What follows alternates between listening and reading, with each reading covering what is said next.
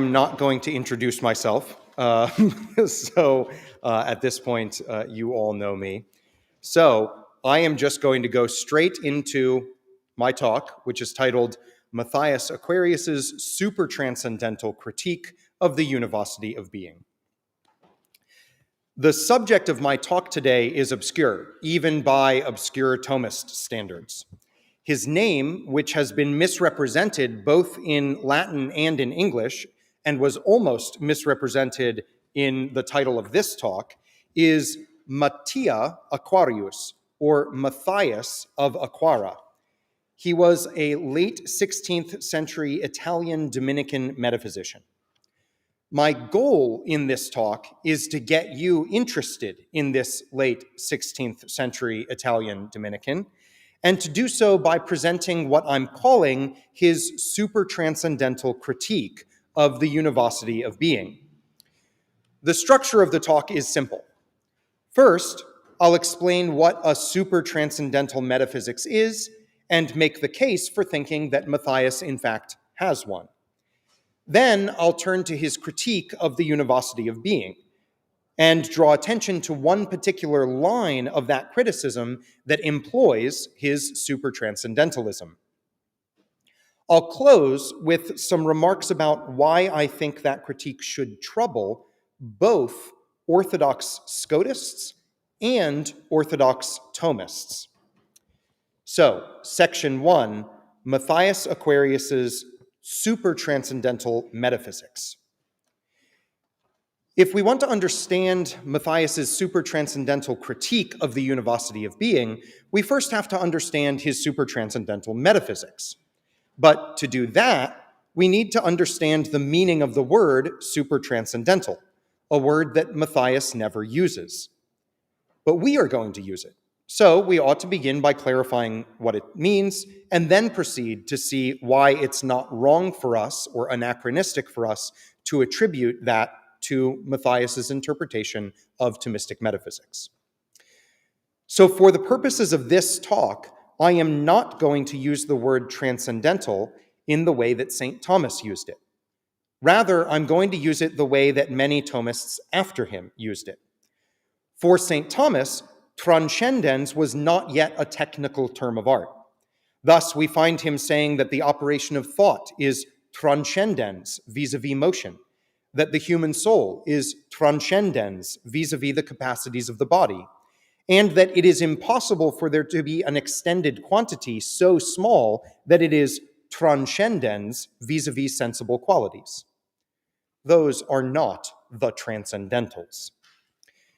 It's only after Aquinas that transcendental becomes a technical term of art, and it's in that later way that we'll be using it. After all, this presentation is about Matthias Aquarius, not Thomas Aquinas, and this is how he used it. For us, then, something is transcendental if and only if it is not limited to a single category of being, but especially if it is coextensive, either absolutely or disjunctively, with all real beings.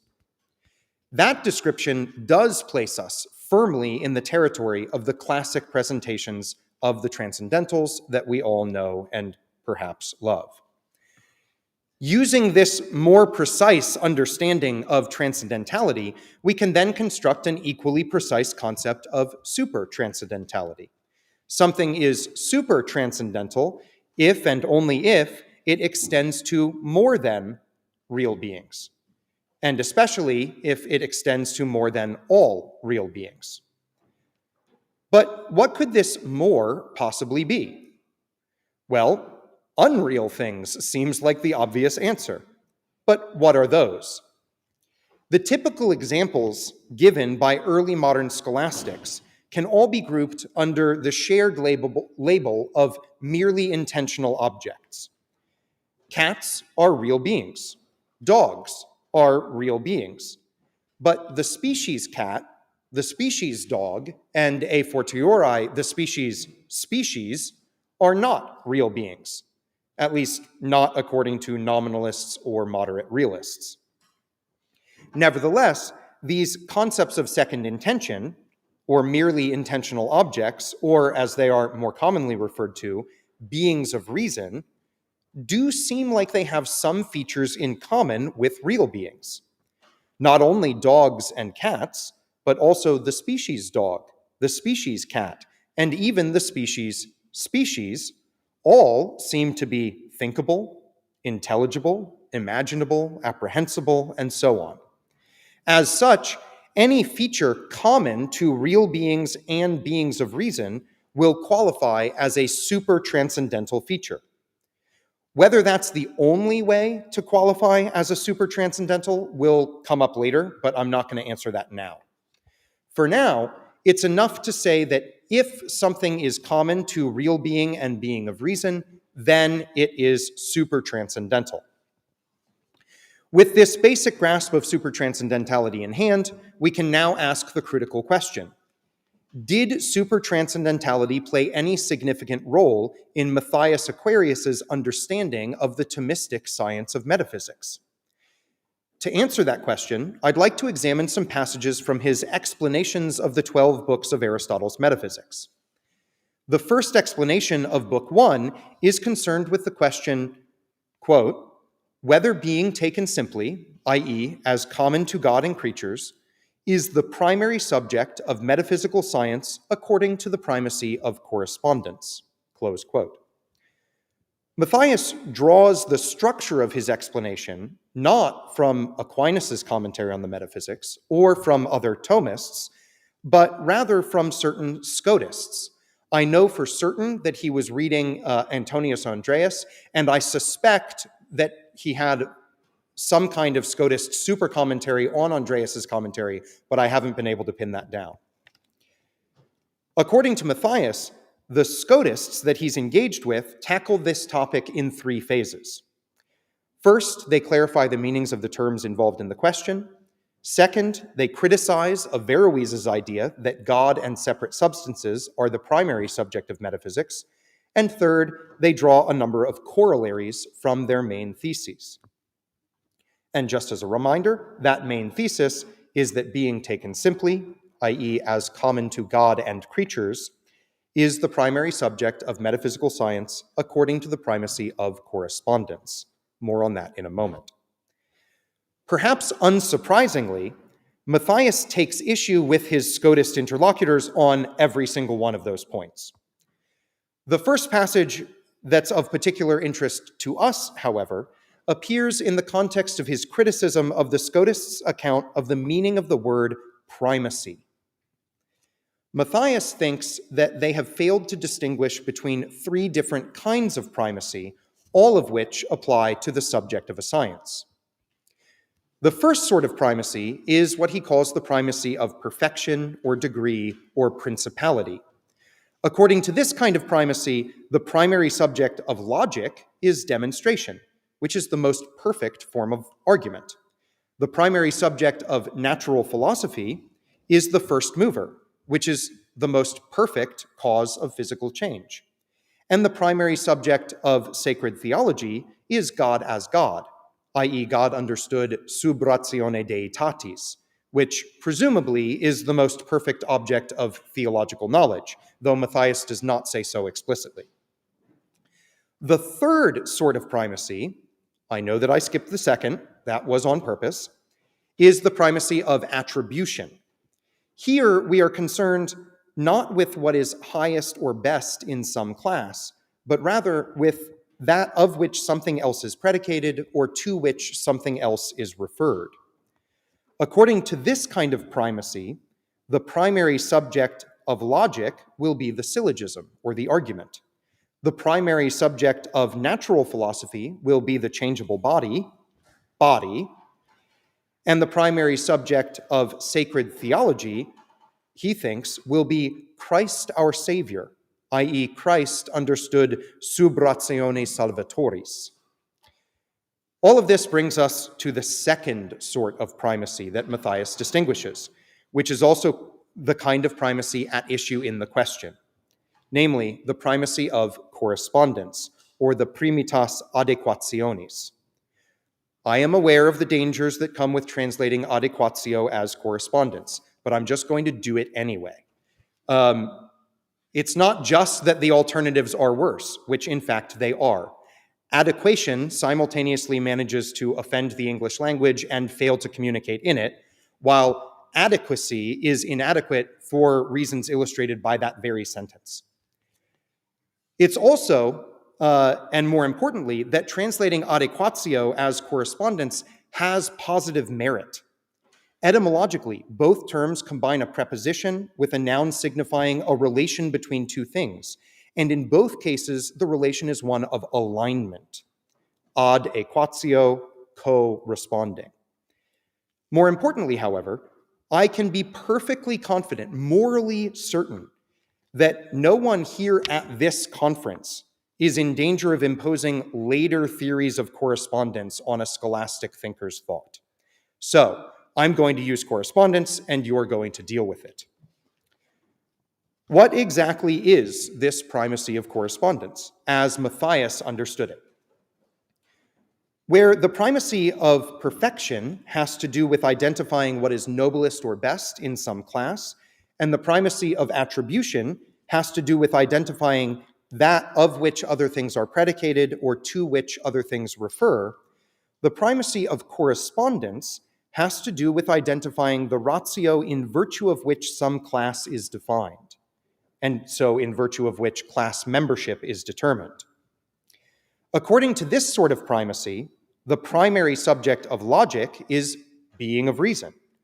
The primary subject of natural philosophy is changeable being, and the primary subject of sacred theology is God's self-revelation.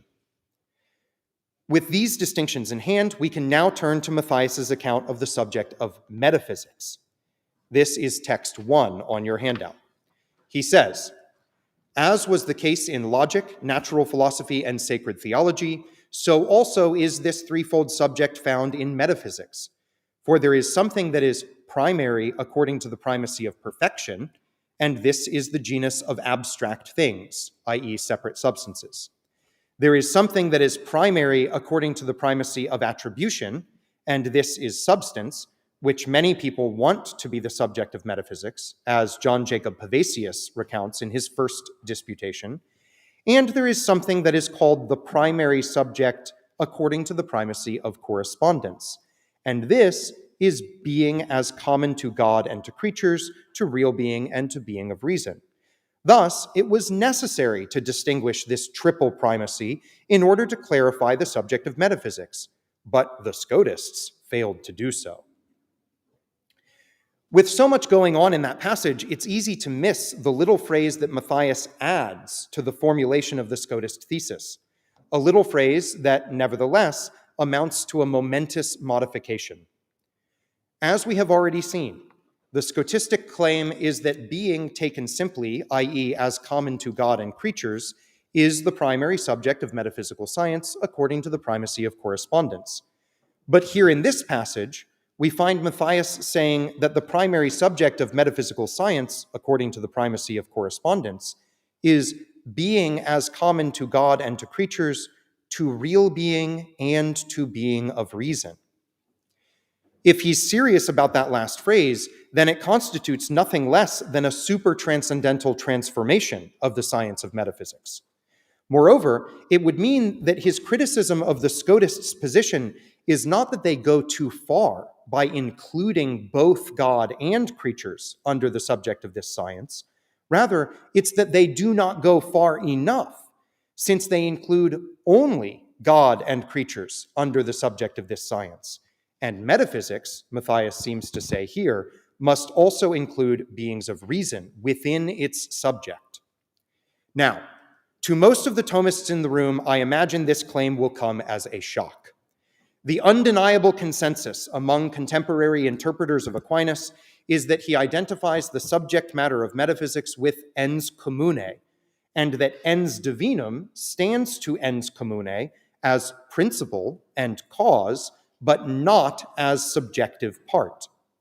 And if contemporary Thomists are disinclined to include God within the subject matter of metaphysics, they will surely be disinclined to include beings of reason within its subject matter. After all, God and creatures are at least real. The difference between Matthias's interpretation of Thomistic metaphysics and the contemporary consensus only becomes more acute when we continue to read.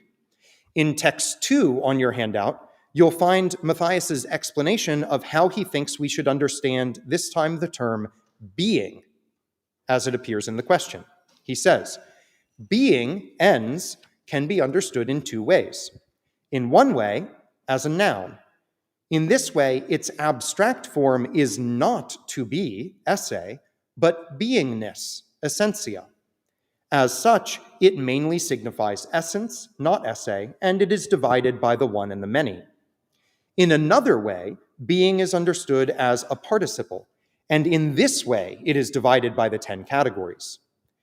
In the present question, being is understood in the first way, because it is in this way that it signifies the truth of the proposition, i.e., that about which we can form an affirmative proposition, as St. Thomas says in De Ente.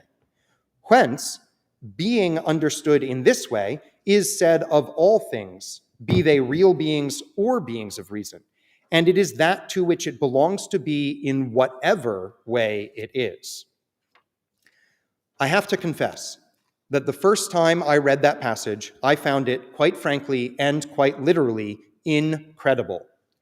Not only does Matthias distance the subject matter of metaphysics from Aquinas' doctrine of esse, which is sure to upset the existential Thomists, but he also distances the subject matter of metaphysics from the 10 categories, which is sure to upset the essentialist Thomists. In their place, he realigns the notion of essence to correspond with the sense of being that expresses the truth of the proposition, i.e., the sense of being that is common to real being and to being of reason. Why on earth would he do that? I think the end of the passage gives us at least a hint. He says that the sense of being that expresses propositional truth is that to which it belongs to be in whatever way it is. In other words, this is the sense of being that has the widest scope, and so is all-inclusive.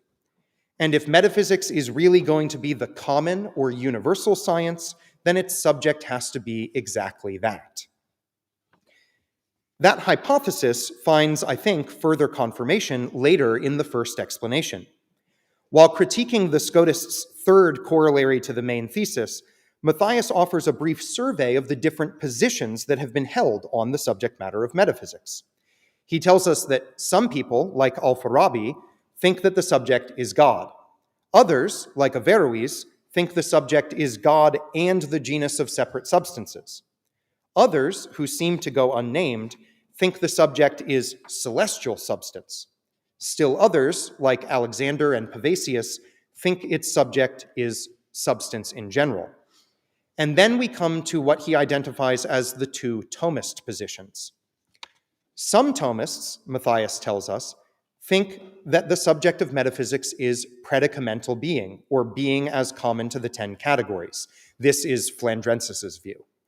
Others, who he glosses as wanting to harmonize Aquinas with Albert and Scotus, think that the subject is real per se being as common to God and creatures. Matthias disagrees. He says, this is text 3 on your handout, pace everyone, I say that the subject of this science is not just one, but threefold. The first is what is called the principal subject, and this is God and the genus of separate substances, which is what is principally aimed at in this science. The second is called the subject of attribution, and this is substance, or predicamental being, to which many of the properties considered in this science are attributed. The third is the primary subject according to the primacy of correspondence, and this is being as common to God and creatures, being per se and being per accidens, real being and being of reason. And this conclusion does not need lengthy proof. The arguments brought forward by the proponents of the other positions prove it, even though they do not attend to the fact that Aristotle sets forth in Metaphysics 4 that he wants to discuss real being and being of reason, and that in Metaphysics 6 he discusses being per accidens. though he does not do so primarily, but secondarily, as St. Thomas says in his comments on Metaphysics 6. Therefore, we should posit the subject of correspondence to be that which is commonly predicated of all these things." Close quote. The first thing to note here is that Matthias makes a further addition to the formula. Not only does the subject of metaphysics include both being as common to God and creatures, and being as common to the real and the rational, but it also now includes being as common to the per se and the per occidens. This should drive home just how committed Matthias is to this idea of metaphysics as being all-inclusive. The second thing to notice is the rationale that he offers for this inclusivity, namely that if other thinkers were sufficiently attentive to Aristotle's discussions of ens per occidens and ens rationis, they would see that their own arguments about the subject of metaphysics lead to Matthias's, more inclusive conclusion. The reference to Aquinas' distinction between what metaphysics is primarily concerned with, namely real being and per se being, and what it's only secondarily concerned with, namely being of reason and being per occidens, is especially interesting. Where most people read Metaphysics 4 and 6 as excluding being of reason and being per occidens from the subject matter of metaphysics, full stop, Matthias reads them and interprets Aquinas as reading them to be excluding being of reason and being per occidens only from the primary subject of metaphysics. And given the distinctions we've already seen him make, it's not hard to discern what senses of primary Matthias thinks are at issue. Metaphysics 4 and Metaphysics 6 are excluding being of reason and being per occidens from the primary subject of metaphysics according to the primacy of perfection and according to the primacy of attribution, not from the primary subject of metaphysics according to the primacy of correspondence. For the ratio entis applies to all beings, whether creator or creature, real or rational, per se or per occidens. I've tried to illustrate this totality visually with figure number 1 on your handout. It is the cube of metaphysics, or the cube of being. The question, not just for Matthias, but also for us, is what sort of unity this super-transcendental being, i.e. the sense of being that expresses the truth of the proposition, has. And that brings us to Matthias's critique of the univocity of being. Section 2, Matthias Aquarius's supertranscendental critique of the univocity of being. No one at this conference will be surprised to find that Matthias Aquarius, OP, thinks that being as captured in figure 1 is analogical rather than univocal. But we might be surprised to find out just how analogical he thinks it is. For he thinks that being understood in this way is multiply analogical. In his first explanation of Metaphysics 4, Matthias explicitly tackles the question of whether ens is univocal or analogical. The majority of that explanation is dialectical in nature, but eventually we arrive at Matthias's positive view. He interprets classic Thomistic passages on analogy like Summa Theologiae 113.3, De Potentia 7.7, Summa Contragentiles 132, and Sentences 119.5.2 as all consonant with, rather than opposed to, both one another and the fourfold account of the multiple senses of being found in Aquinas' comments on Metaphysics 4, so the passage that he's looking at. Namely, that being is predicated analogously of substances, accidents, motions to and from substances and accidents, and beings of reason, which are derived from substances, accidents, and motions to and from substances and accidents. What results is, I think, the supertranscendental understanding of being that we've already discussed and that I've captured in figure 1. With this sense of being in hand, Matthias goes on to distinguish 3 different but non-competitive divisions of analogy. First, there is the familiar threefold division of analogy according to whether the analogous ratio is predicated with reference to a subject, with reference to an end, and with reference to an efficient cause. Second, there is a division between analogy simpliciter, which excludes generic unity, and analogy secundum quid, which does not. This came up yesterday, and it's interestingly how Matthias interprets the sentences text where Aquinas talks about something that is analogous secundum esse sed non secundum rationem. That is, in Matthias's second division, only analogy secundum quid, not simpliciter. The third division is into analogies of determinate distance and analogies of indeterminate distance. Analogies of determinate distance involve a determinate relation of one analogate to the other, such as the fact that the definition of one is included in the definition of the other, whereas analogies of indeterminate distance, by contrast, do not involve that determinate relation of definitional dependence. Matthias employs these three distinctions when articulating his three core conclusions about the analogy of being, so the analogy of figure 1.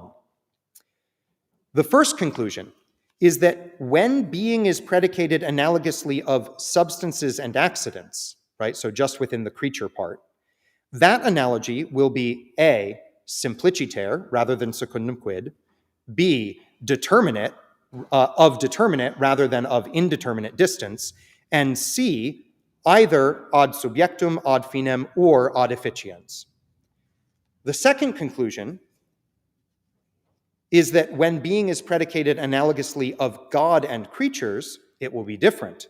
That analogy will be A, simpliciter rather than secundum quid, B, of indeterminate rather than determinate distance, and C, either ad finem or ad efficiens, but not ad subjectum. The third conclusion is that when being is predicated analogously of real being and being of reason, that analogy will be A, simpliciter rather than secundum quid, B, of indeterminate rather than determinate distance, and C, only ad efficiens, and that only in a secondary sense. So the mind thinking up the beings of reason is the efficient cause in a secondary, not primary way of the beings of reason. Now, much more could be said about Matthias's positive account of analogy. For us, however, the important thing to see is that the supertranscendental sense of being that constitutes the primary subject of metaphysics, according to the primacy of correspondence, cannot be reduced to or identified with any one of those three divisions of analogy. So, keeping all of that in the back of our minds, I'd like now to turn to one particular line of Matthias's critique of the Univocity of being, in which this notion of supertranscendentality seems to play an important role. One of the standard Thomistic arguments against the Univocity of being proceeds from divine simplicity. We talked about that yesterday. In its simplest form, it goes like this. If being is univocal between God and creatures, then God is not simple. But God is simple, so being is not univocal between God and creatures. And the standard proof of the consequence in the major premise goes like this. If being is univocal between God and creatures, then the ratio divinis must include at least the ratio entis, wherein God and creatures agree, and some other real ratio, wherein they differ. But if the ratio divinis includes these two real rationes, then God is not simple. Ergo, if being is not univocal between God, if being is univocal between God and creatures, then God is not simple. The Scotistic tradition was well aware of this line of argument, and Matthias was well aware that they were well aware. And so, in the dialectical part of his first explanation of Metaphysics 4, we find him reporting the following Scotistic rebuttal. And I take it that this is representative of the Andrean side of the Scotists. This is text 5 on your handout. The Scotists say that there belongs to God a real concept, wherein he agrees with the caused thing, namely the concept of being, and one wherein he differs, namely an intrinsic mode. But because neither the concept wherein God agrees nor the concept wherein he differs is perfect, for the concept of being cannot be perfect without its mode, nor its mode without its concept, it follows that there is no composition in God, for composition is from a perfect concept and an imperfect concept, not from an imperfect concept and an intrinsic mode. Close quote. The Scotist response here relies on the claim that the concept of being and the concept of the intrinsic mode of being, like infinite, are both imperfect concepts. Moreover, the Scotists admit that composition follows when one of the real concepts is perfect and the other is imperfect. At least this line of Scotists admits that. As such, if Matthias wants to break their argument, he needs to show that at least one of these two concepts, namely the concept of being or the concept of its mode, is perfect. And that's exactly what he does in text 6. The concept from which the first per se best known principle is composed is the most perfect intelligible thing. But the first and simply best known principle is composed from the concept of being without a mode. Therefore, the concept of being without a mode is a perfect concept. The first principle that Matthias is talking about here is the principle of non-contradiction. No being both is and is not in the same respect at the same time, etc. The core of this principle is the claim no being both is and is not. And that core claim is composed from the concept of being alone, not being plus some mode, just being. But what sense of being is this? Given that we're focused on the most fundamental of all propositions, it stands to reason that the sense of being in question is the one that expresses the truth of a proposition. It also wouldn't hurt to recall Matthias's insistence in text 2 that only that sense of being captures that to which it belongs to be in whatever way it is, a phrase that resonates with the PNC's closing qualifications, in the same respect, at the same time, etc., etc., etc. More importantly, this wide-scope interpretation of the principle also just seems right. For we can apply the principle of non-contradiction to substances and accidents, God and creatures, real beings and beings of reason, beings per se and beings per accidens. It's true that no tiger is both carnivorous and not carnivorous in the same respect at the same time. It's true that no creature is wise and not wise in the same respect and at the same time. It's true that no genus is both predicable and not predicable in the same respect and at the same time. And it's true that no fat narcissistic Dominican loves having a captive audience and doesn't love having a captive audience in the same respect and at the same time. And all of these truths are expressed by the sense of being that corresponds to the truth of a proposition, namely the supertranscendental sense of being. It's clear from text 6 that Matthias thinks this supertranscendental sense of being has to be analogical, for its univocity would entail the composition of everything included under it, including God. But he also considers the possibility that it's univocal. In fact, he explicitly considers a Scotistic argument from the principle of non-contradiction to univocity. That argument goes like this, text 7. The first principle is not manifold, therefore neither is being, and so as a consequence, being will be univocal. The antecedent is clear because the first principle does not need to be distinguished, since it's best known and most firmly held, as seen in Metaphysics 4. And the consequence is proved because the first principle is constituted from being. Therefore, if the first principle is not manifold, then neither is being from which it is constituted. I'm honestly not sure what to make of that argument. On the one hand, I can totally see how from a Scotistic perspective that already presupposes the univocity of being, it makes sense to use the fact that the PNC doesn't need to be distinguished as a sign of its univocity. On the other hand, I'm not sure how we're supposed to get there without already presupposing that univocal terms are the only terms that don't stand in need of distinction. More importantly, at least for the present context, it strikes me as a weird argument because it entails the if it works, it entails the coextensivity of univocity and the PNC. But as we've already seen, the principle of non-contradiction has, at least prima facie, supertranscendental extension. And the only Scotist I'm aware of who thinks that univocity has supertranscendental extension is Nicholas Bonetus, and he's basically a heretic of Scotism on this point. Unlike me, however, Matthias was sure what to make of this argument, for he was sure that we need to distinguish the major's antecedent and then deny it in the relevant sense. He says in text 8, with respect to the argument about the multiplicity of the first principle, it should be said that a multiplicity in the first principle can be understood in two ways. First, such that the multiplicity of equivocation is not in it, and this we Thomists concede. Second, that the sort of multiplicity of analogy is not in it, and this we deny. For analogy suffices to preserve contradiction and to serve as a syllogistic middle. And so there is nothing untoward about the first principle being manifold according to such a multiplicity.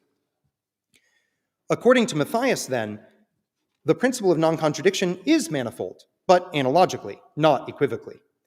And unlike equivocally disunified multiplicities, an analogically unified manifold does not need to be distinguished in order to serve as a syllogistic middle or to preserve contradiction. Indeed, it is precisely the principle of non-contradiction that is at issue. Since this response is pretty schematic, however, it leaves open the question of what Matthias thinks this analogically unified manifold actually looks like. Luckily, he tells us, albeit with a different supertranscendental principle as his example. Take a look at text number 9. The proposition, the whole multitude of beings is outside nothing, is not one, but many, such that the sense of the proposition is substance is outside nothing, quantity is outside nothing, etc. And when it is said in objection that when a proposition is formed, the subject ought to be grasped by one concept, I say in response that on the basis of that argument, you could prove that dog is univocal. The equivocal sense of dog is univocal, since all of the things that it refers to are outside nothing, and so ought to be grasped by one simple concept, which is false. As such, I say of being that it is grasped by many concepts, or it must be said that it is grasped by one concept analogous ad unum. For Matthias, supertranscendental propositions like no being both is and is not, and all beings are outside nothing, function exactly the same way as their terms, i.e., they signify an analogically unified multiplicity. And this must be the case, for there are only two other alternatives, and they are both worse. Either we say that such propositions are purely equivocal, which is obviously false, or we say that they are univocal, but for the reasons we've already seen, that would entail composition in everything that falls under supertranscendental being, including God, which is false. And so we are now finally in a position to reconstruct Matthias's supertranscendental critique of the univocity of being. This is on the back of your handout. 1. The sense of being that serves as the subject in propositions like the principle of non-contradiction and the whole multitude of beings is outside of nothing is supertranscendental being. Supertranscendental being is either equivocal, univocal, or analogical.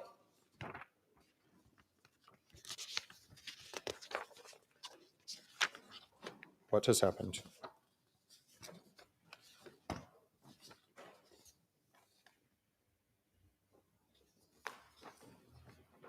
Pause for just a second. Somehow I am missing one page. Yes, can I have the handout? Thanks. Excellent. Appreciate that. Okay. So,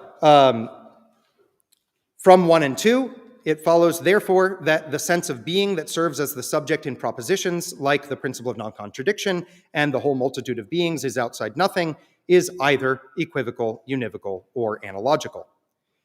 If it's equivocal, then propositions like the principle of non-contradiction and the whole multitude of beings is outside nothing are equivocal. But such propositions are not purely equivocal. therefore not A. If it is univocal, then the univocal concept of being that serves as their subject is either perfect or imperfect. If it's imperfect, then the best known principles will be composed from an imperfect concept. But the best known principles are not composed from an imperfect concept, therefore not B sub 2. If the subject of these propositions is a perfect concept, then in God there is composition of perfect concept, being, and imperfect concept, mode. But in God there is no composition of perfect concept and imperfect concept, for that would involve real composition, therefore not B1. Therefore, it's not univocal. Therefore, the only option left, C, the sense of being that serves as the subject in propositions like the principle of non-contradiction and the whole multitude of beings is outside nothing, is analogical. Okay. Dialectically, I think this is a pretty powerful argument. The three premises that strike me as the most plausible ones for the Scotist to attack are 1, 5, and 11. The problem with attacking the first premise is that it's actually so weak a premise that there's almost nothing to attack. For premise 1 is intended to be neutral with respect to the three options laid out in premise 2. And that means that it's supposed to be understood, at least at this point in the argument, as open to being spelled out equivocally. And I presume that that's exactly what deniers of supertranscendental theories, like Orthodox Scotists and Orthodox Thomists, will want to say, namely that supertranscendental being is only being equivocally. That brings us to the second possibility, deny premise 5. The problem with this option is that it puts us in an awkward and, quite frankly, implausible position, namely having to deny that one or the other of the following propositions is not, or having to deny that one of the following propositions is an instance of the principle of non-contradiction. No genus is both phi and not phi. No cat is both phi and not phi. For as soon as we have granted that those propositions are both instances of some one principle, we have stepped outside the realm of equivocity. And the same point applies to the principle all beings are outside nothing.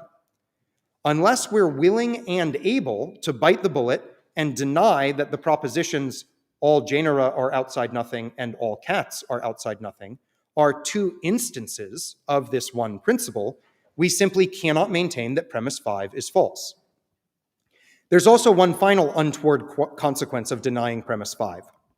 As we've seen repeatedly over the course of this conference, one of the few points that the Thomists and the Scotists agree on is the fact that equivocals do not preserve contradiction. Thus, if the propositions at issue in premise 5 were really equivocal, it would follow that those propositions would not preserve contradiction. But one of the propositions in that premise is the very principle of contradiction. Therefore, denying premise 5 literally amounts to denying that the principle of contradiction preserves contradiction. And that seems uncomfortable. That means that denying 11 looks like the Scotists' best option. This is especially true when we remember something that came up also earlier in this conference, namely that there's a disagreement among the Scotists about how metaphysically weighty the univocity of being actually is.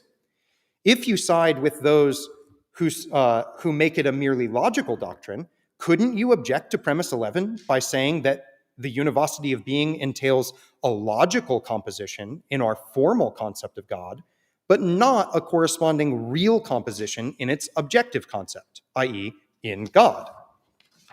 Yes, you can. But then the argument, Matthias's argument, would conclude to the following disjunction.